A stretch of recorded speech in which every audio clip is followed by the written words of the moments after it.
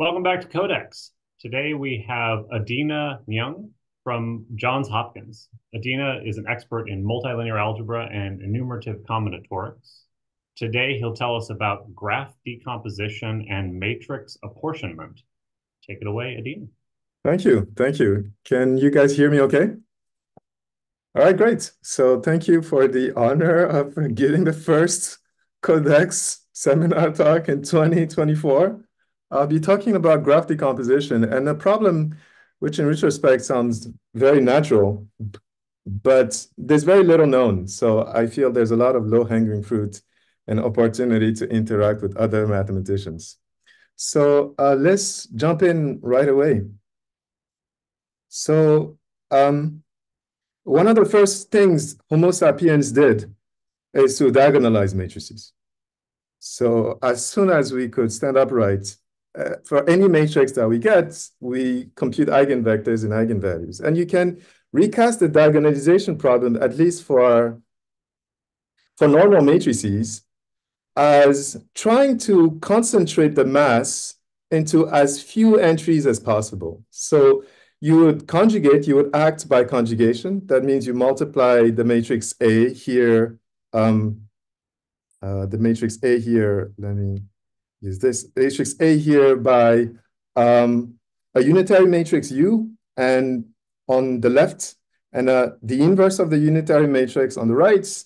And what you want is to find a unitary matrix that makes the max entry as large as possible.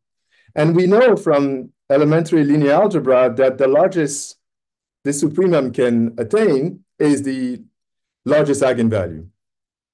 So what we do here is sort of switch this problem around and ask, what happens if instead of asking for the sup, you ask for the infimum? So how about trying to make the largest entry as small as possible?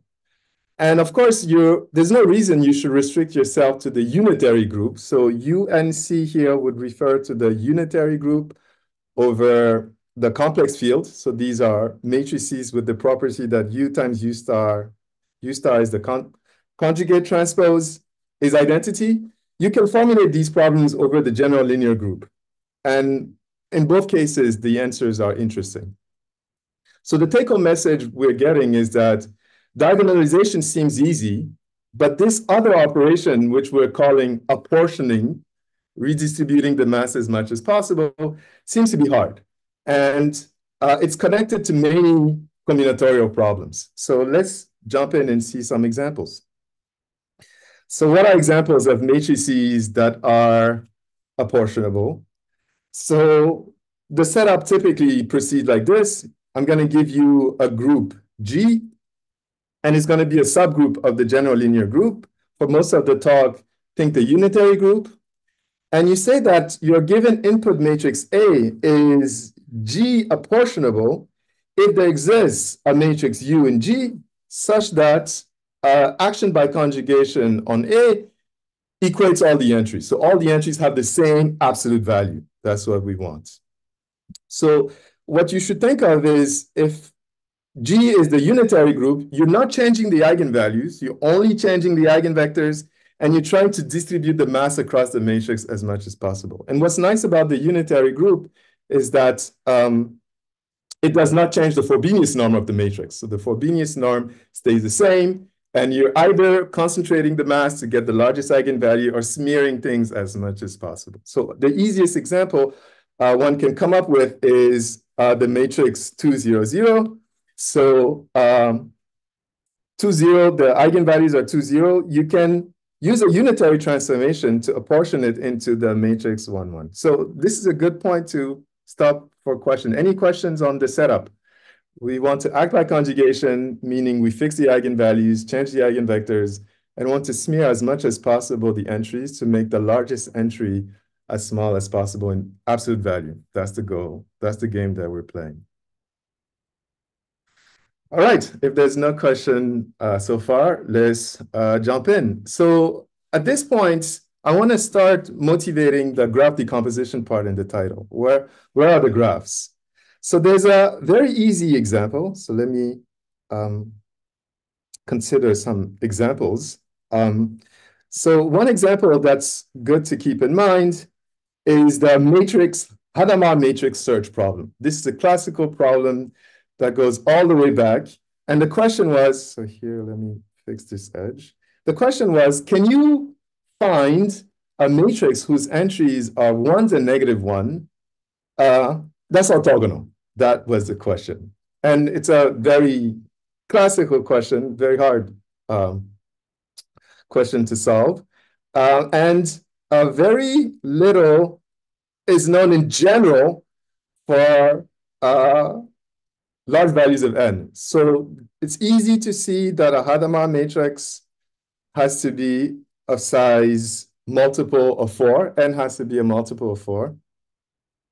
But it's not known whether for every multiple of 4, there is a Hadamard matrix. So there are Hadamard matrices of size 2 by 2. 2 is the smallest, but all the others have to be multiple of 4. For many multiple of 4, we actually have constructions of Hadamard matrices, but in general, we don't know if every multiple of 4 has a Hadamard matrix. The combinatorial connection with Hadamard matrices is via graph decomposition, and it is well known that an n by n Hadamard matrix exists if you can find a decomposition of the complete graph on n vertices. So here, think the complete graph on n vertices.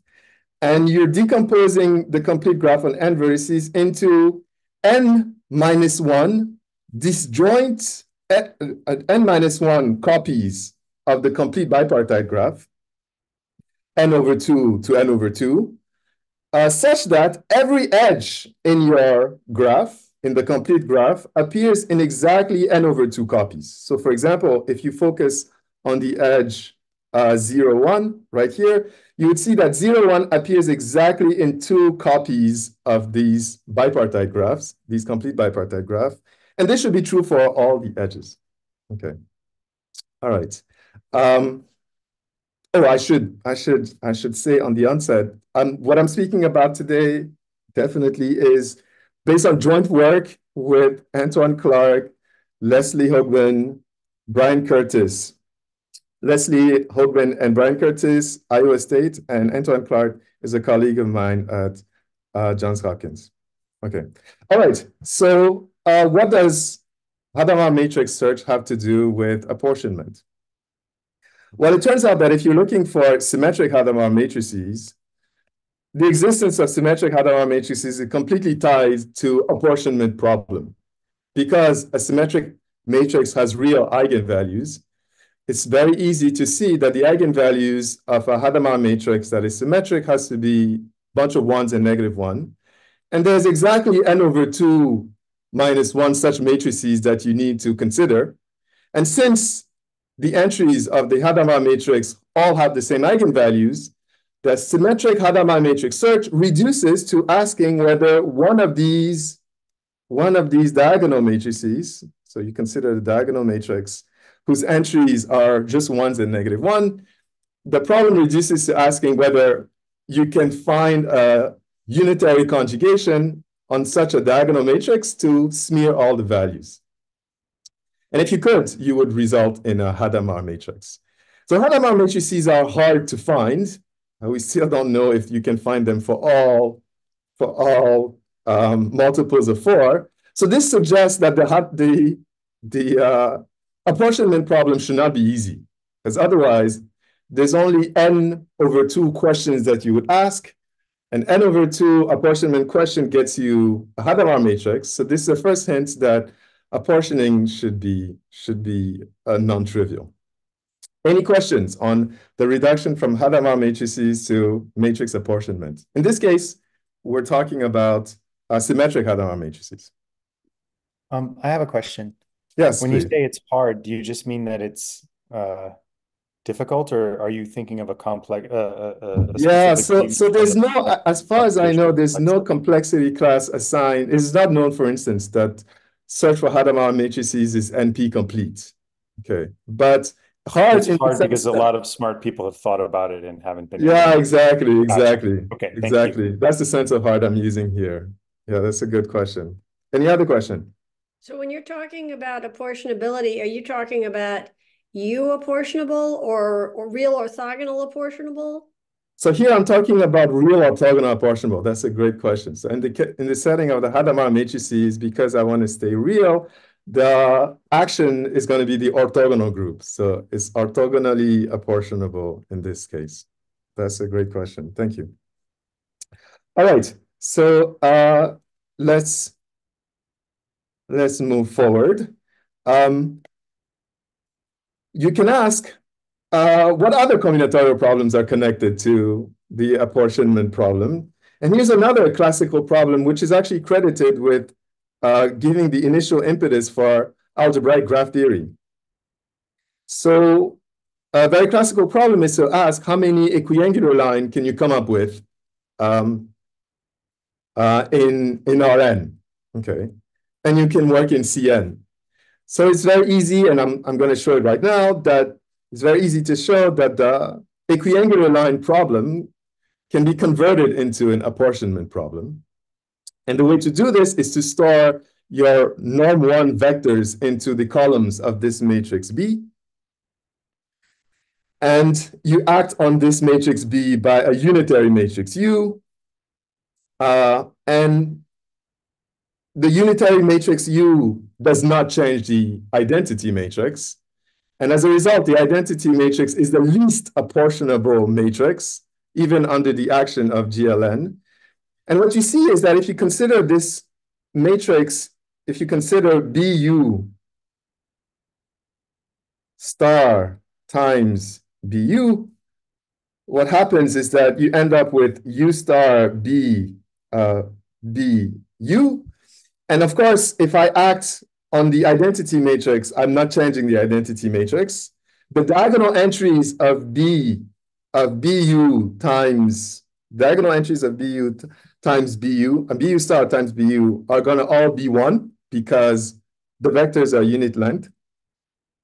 And if I don't want 1, I'm going to take it away, and I'm going to replace it by the cosine of the angles. So we know that the inner product between pairs of vectors is the length of the vectors, which is 1 times the cosine. So if I replace the diagonal entries by cosine of theta, if the vectors were equiangular, the matrix would be uniform. All the entries will have the same absolute value. So the problem of determining whether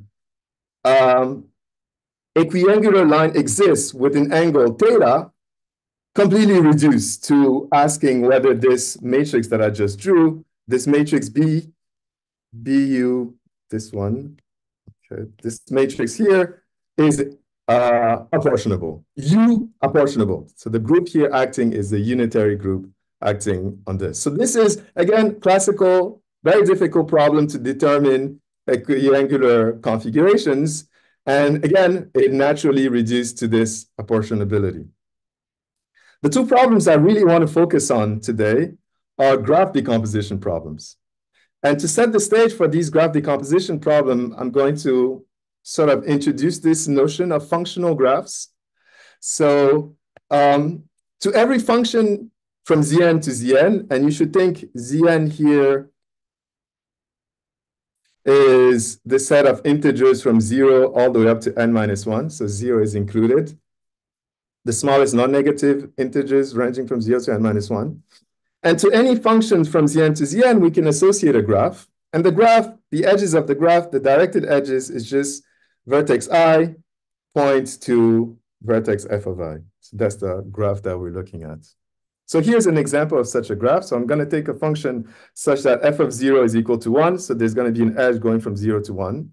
F of 1 is going to be 0. I have an edge going from 1 to 0. F of 2 is 1, so I have an edge going from 2 to 1. And finally, f of 3 is 3, so I have an edge going from 3 to 3. So I can assign to every function a graph. And this graph, I'm going to use it quite a bit to describe the decomposition problem that we're considering. Any questions about the functional directed graphs? All right, assuming no questions means there are no questions. Let's move on to the graph problems. So there are two classical problems having to do with graph labelings.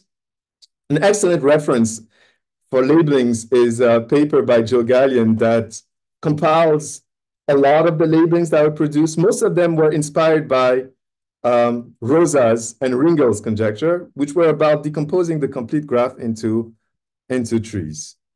In any case, the first labeling that Rosa introduced can be expressed in the language of functions. Okay. And I'm going to describe what Rosa dubbed the row labeling.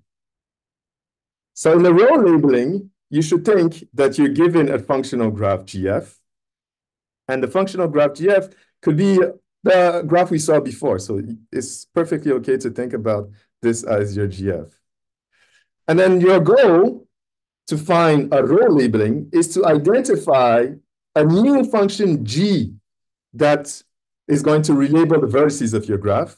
And this function G has to be injective. You want an injective function that starts from Zn and maps the vertex labels to Z to n minus 1. So this function G basically embeds your graph into a larger graph on 2n minus 1 vertices. Okay. And you want your function to be injective. So this is the requirement that the function is injective. So you say that your labeling is row if the function that you find is going to assign to edges distinct labels. And the way you assign labels to the edges is to apply the function G to all the vertices and take the minimum between the absolute value of the difference between the vertex labels or 2n minus 1 minus the absolute value of the vertex labels.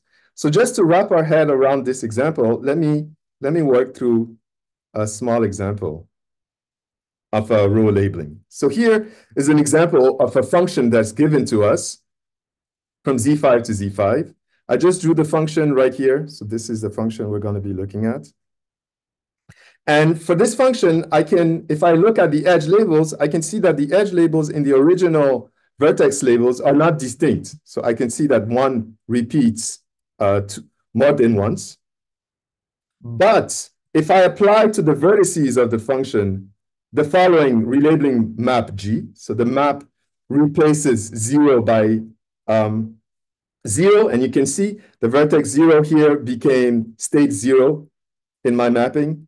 The vertex 1 became 5 in my mapping, and so on and so forth. So if you apply this specific relabeling, and you can see it's injective, the arrows are pointing to distinct vertices, we get a new isomorphic graph, which now, luckily, has distinct edge labels. And the edge labels is the minimum between the absolute value of the difference. So in this case, for example, so this should have been 5, right? So this, I mean, this is a typo. It should have been 5. A minimum between 5. Oh, okay, it's good. All right, sorry. So the minimum between 0 and 5, so you take the absolute value of the difference, 0, 5, is 5, but 9 minus 5 is 4. So the minimum between 4 and 5 is 4. So that label is correct. Then you do the same for 0, 3. So 3 minus 0 is going to be 3. And 9 minus 3 is a larger number, so the minimum is 3. So this edge has label 3. You do the same thing for this edge here has label 2. This edge has label 1 because the minimum is just the difference, the absolute value of the difference. And the loop edge, the absolute is 0. And the fact that this is a row labeling comes from the fact that every edge has a distinct edge label. All right, so this is a row labeling. It was shown by Ringel and Rosa separately that this condition is the minimal condition for a cyclic decomposition of the complete graph. I'll get to that later on. Rosa introduced another more restrictive labeling where he doesn't want this map, this blow up. He wants to rule out this blow up on the codomain. He wants the domain and the codomain to be exactly the same. And in that setting, that labeling, it's called a beta labeling, which is now known also as a graceful labeling. So in a beta labeling, also known as a graceful labeling, your function should basically be bijective. So the domain and the codomain both have the same size. And what you want is to find a relabeling function G such that the absolute value difference along all the edges is a different number. Okay, and if you can do that, you get a so-called consecutive cyclic decomposition. And I'll get to that in a second. All right. So let me do an example of a so-called beta rho. This is a beta labeling. So this is an example of a beta labeling. And in a beta labeling, the absolute difference is just, you take the absolute value of the difference along the edge. This labeling as is not a beta labeling, or it's not graceful because the edge label 1 repeats. But if you relabel the function using this bijective map G, then you get a graceful labeling. And every graceful labeler gives you a cyclic decomposition, a consecutive cyclic decomposition of the complete graph on 2n-1 vertices. All right, now we're talking about apportionment. So let me show the connection between these classical graph labeling / decomposition problem and apportionment.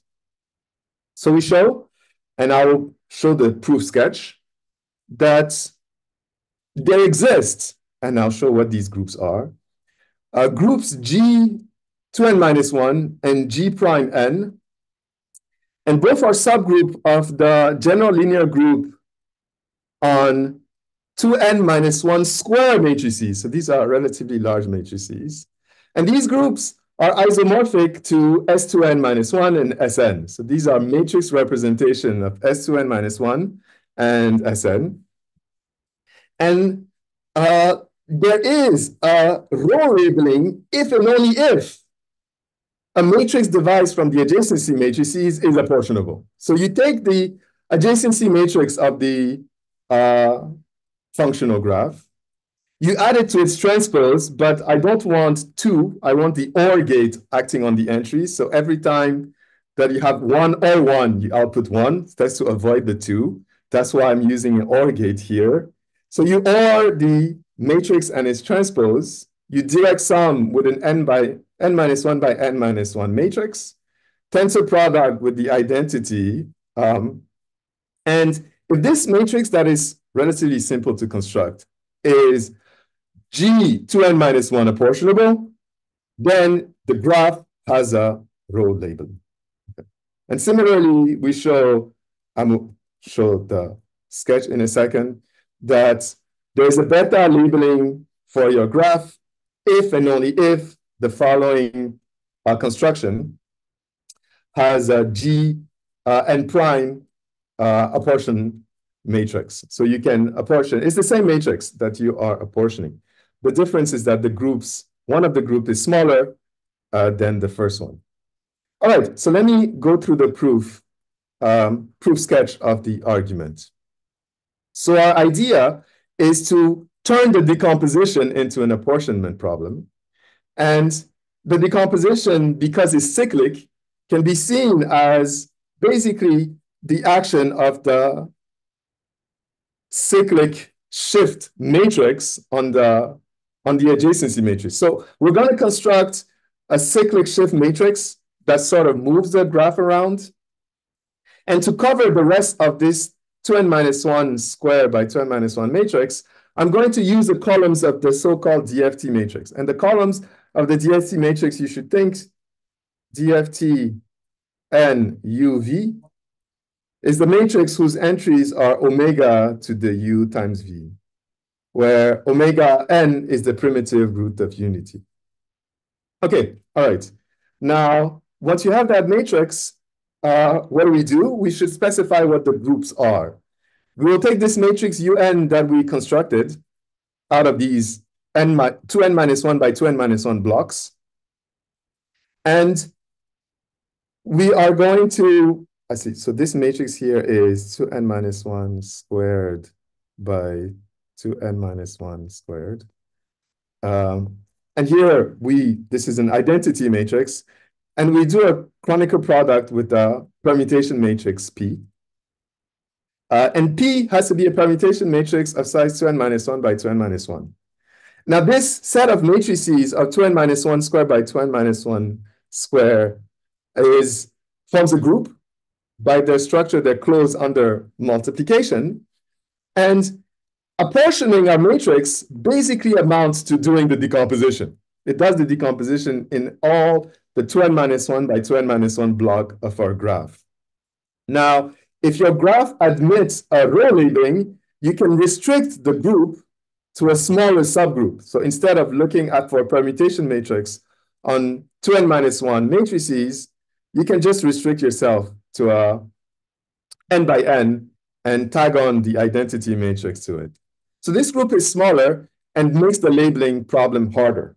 Okay, so we show that if you use these groups, you're basically finding the relabeling and you're doing the decomposition. So this suggests that finding the labeling is as hard as apportioning. And apportionment, I mean, this decomposition problem is easy to cast into a family of problems that are known to be NP-complete. So we're sort of not quite at the point where we can show that apportionment is NP-complete, but we're sort of close. The decomposition problems in general belong to a family of problems that are known to be NP-complete because they capture subgraph isomorphism. Okay, all right. So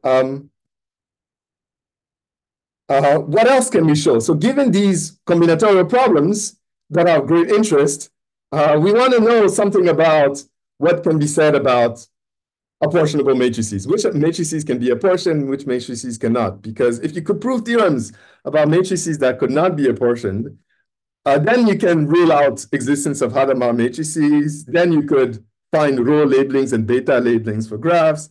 Then you can find equiangular line. So proving things about apportionable matrices would be nice. So let me survey a few results that we show, which are not too hard, but interesting in their own right. So every rank 1 matrix is unitarily apportionable.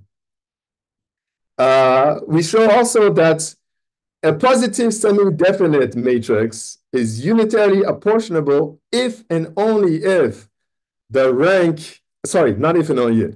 Okay, so if a positive semi-definite matrix is apportionable, then its rank has to be less or equal to 1.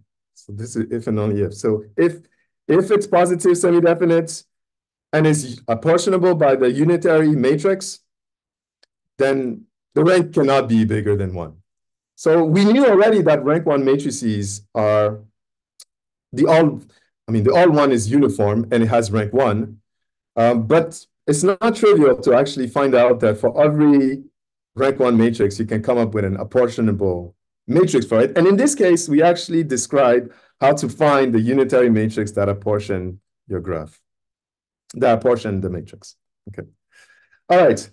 We also identify a sufficient condition, which unfortunately is not necessary on the entries of a matrix. So we show that if you give me a matrix A, where n is bigger than 2, any constant C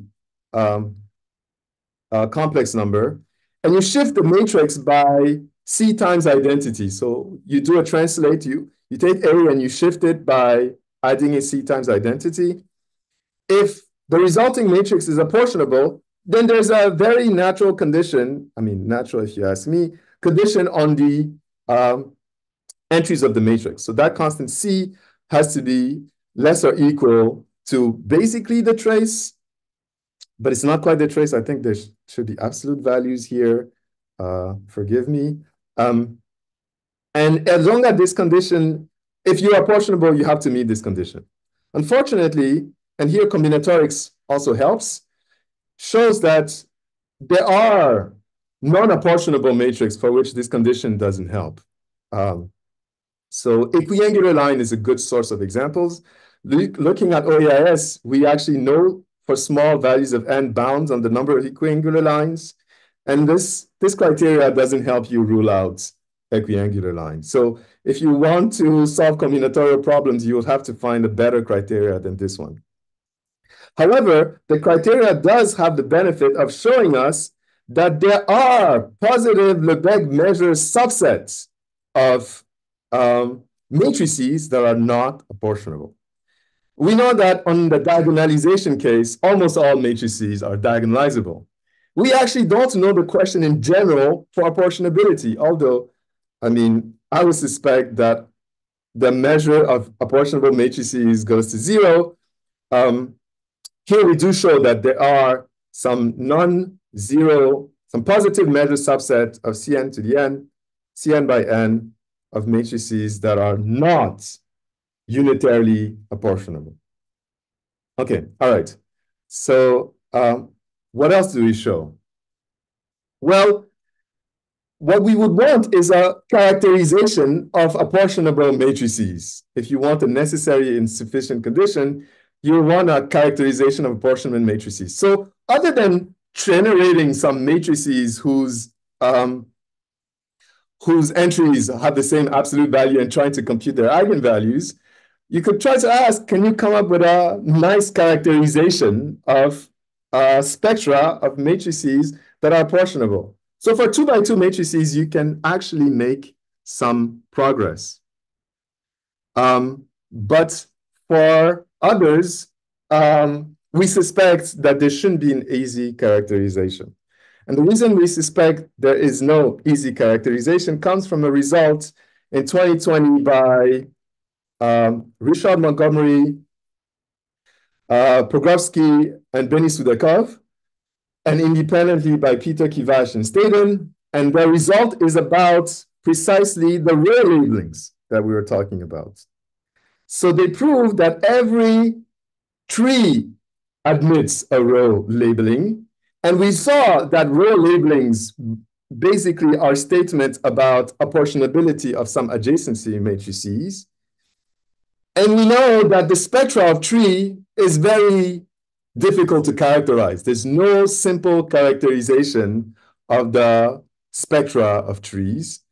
And this leads us to suspect that there shouldn't be any easy characterization of apportionment, of apportionable matrices under unitary action. Okay, so I think I got a comment. Okay, all right. I'm told that we know a bit more about 2x2 matrices. Almost none of them are apportionable. Okay, so thank you. Thank you for the comment. Okay, all right. We can prove a stronger result if you focus on graceful labelings as opposed to beta labeling.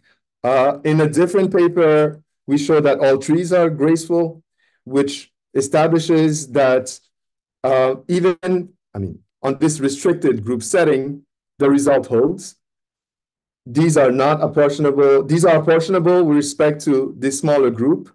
And because trees have a difficult characterization, we suspect that there shouldn't be any easy characterization via the spectra of matrices that are unitarily apportionable. Okay, so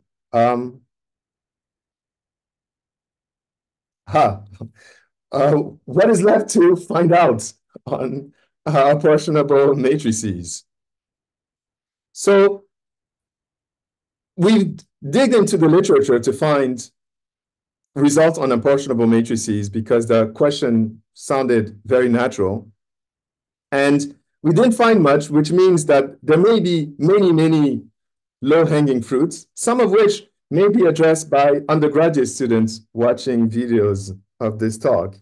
So I listed some of the problems here by what I think to be conceptual difficulty, from what I suspect would be the easiest to the hardest. And I think it would be great to make progress on these questions just to shed light on their combinatorial analog. So the first question that I would suspect would be in a textbook of linear algebra a few years from now is the following very natural question. If you're given a matrix A and you're told that it's apportionable, if you do a direct sum with a 1x1 matrix, you just add a row of 0 and a column of 0 at the end, is it still apportionable? So we know that if A is apportionable and you add enough zeros by properties of the Kronecker product, it will become apportionable. So adding 0 eigenvalues seems to help. And all the combinatorial constructions that I've described today adding zeros makes a huge difference. It would be good to know whether adding a single zero preserves the apportionability property, and that we don't know. Okay. Second natural question, to which I would love to know the answer to, is if A is apportionable, is there an efficient procedure for finding the matrix that apportions A? The invertible matrix that you have to conjugate A by? We don't know the answer. And that, to me, is infuriating because if a matrix is diagonalizable, it's very easy to find the matrix that diagonalizes A. And in this setting, even if I tell you that A is apportionable, it's not clear at all in general how to go about finding that the matrix that apportions A. Okay. There's another, a very natural question that arises. So if I tell you that a matrix is not apportionable, what it means is that there is a limit to how much you can smear the entries of A uniformly across A. And that limit is basically the infimum of the max entry. So there's some amount, every time you try to push it down by smearing it, there's a mountain that creeps up somewhere else. And the question is, if you know the matrix is not apportionable and somebody says he has achieved the best possible M that makes the maximum as small as possible, is there a way to certify it? Is there an easy certificate that you have obtained the best possible matrix that sort of makes the maximum as small as possible? And this, I think, is a slightly harder question to answer. Okay. The last two are my personal favorite. You can extend the apportionment problem to hypermatrices. These are arrays, 3D or more arrays. And in that setting, I actually don't know many combinatorial interpretation of the apportionment problem for hypermatrices, whereas the matrix apportionment problem is connected to equiangular, is connected to Hadamard matrix search, is connected to graph decompositions. I don't know of any applications of the so-called hypermatrix apportionment. And the fifth one, I'm actually going to write it live, is a problem that's motivated by quantum computing.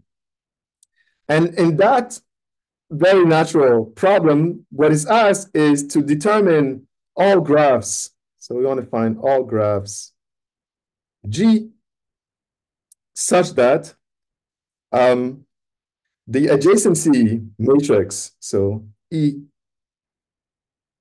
you take the exponential square root of -1 times T of the adjacency matrix of G to be apportionable.